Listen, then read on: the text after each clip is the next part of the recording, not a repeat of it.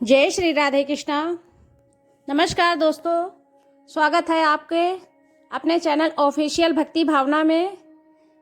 आज हम सुनेंगे पुरुषोत्तम मास कथा अध्याय 7 की एक अद्भुत, भावुक और प्रेरणादायक कथा।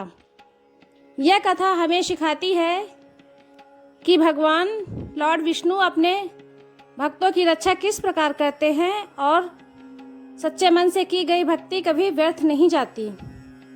तो आइए श्रद्धा और भक्ति के साथ कथा प्रारंभ करते हैं। बहुत समय पहले की बात है। एक छोटे से गांव में गोपाल नाम का एक गरीब ग्वाला रहता था। उसके पास कुछ गायें थी जिनका दूध बेचकर वह अपना जीवन चलाता था। गोपाल बहुत सरल स्वभाव का था। वो पढ़ा लिखा नहीं था, लेकिन भगवान विष्णु पर उसकी अटूट श्रद्धा थी। वह सुबह गायों को चराने जंगल ले जाता और रास्ते भर भगवान का नाम गाता, राधे कृष्णा राधे कृष्णा। गांव के लोग उसका मजाक उड़ाते थे।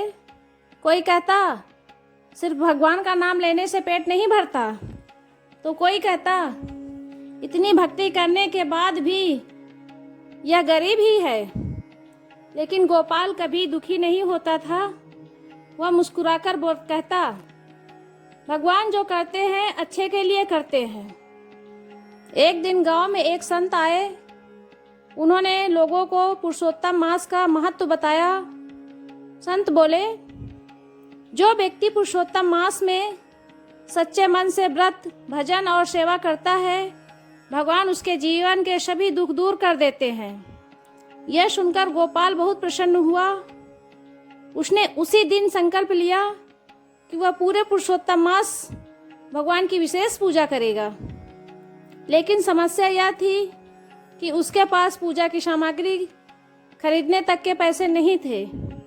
उस रात गोपाल उदास होकर भगवान से बोला, प्रभु, मेरे पास आपको चढ़ाने के लिए कुछ नहीं है। मेरे पास केवल सच्चा मन और आपका नाम है। इतना कहकर उसकी आंखों में आंसू बहने लगे। अगले दिन गोपाल रोज नदी में स्नान करता, जंगल से फूल लाता और मिट्टी का छोटा सा दीपक जलाकर भगवान की पूजा करता। वह गरीबों को भोजन तो नहीं करा सकता, लेकिन अपनी रोटी का छोटा हिस्सा गायों और पक्षियों को जरूर खिलाता था। धीरे धीरे उसका मन भक्ति में डूबने लगा। अब उसे गरीबी का दुख भी कम महसूस होने लगा। एक दिन शाम को जब गोपाल जंगल से लौट रहा था, तभी तेज आंधी और बारिश शुरू हो गई। अचानक उसे एक छोटे बच्चे के रोने की आवाज सुनाई दी। गोपाल ने देखा कि एक सुंदर बालक पेड़ के नीचे भीग रहा था। गोपाल तुरंत उसके पास गया और बोला, बेटा, तुम यहाँ अकेले क्या कर रहे हो? बालक मुस्कुराकर बोला, मुझे बहुत भूख लगी है। गोपाल के पास खाने के लिए केवल 2 रोटियां थी। उसने बिना सोचे दोनों रोटियां उस बालक को दे दी।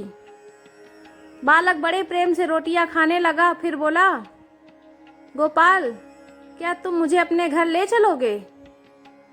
गोपाल उसे अपने छोटे से घर ले आया। उसकी पत्नी ने भी उस बालक का आदर किया। रात को बालक वहीं सो गया। लेकिन सुबह जब गोपाल उठा तो वह बालक कहीं दिखाई नहीं दिया। उसकी जगह घर के मंदिर में एक दिव्य प्रकाश फैल रहा था। तभी आकाशवाणी हुई, हे गोपाल, मैं स्वयं पुरुषोत्तम भगवान था। मैं तुम्हारी भक्ति और दया से अत्यंत प्रसन्न हूँ। इतना सुनते ही गोपाल की आंखों में आंसू बहने लगे। वह भगवान के चरणों में गिर पड़ा। आकाशवाणी फिर हुई, तुमने बिना स्वार्थ की सेवा की है।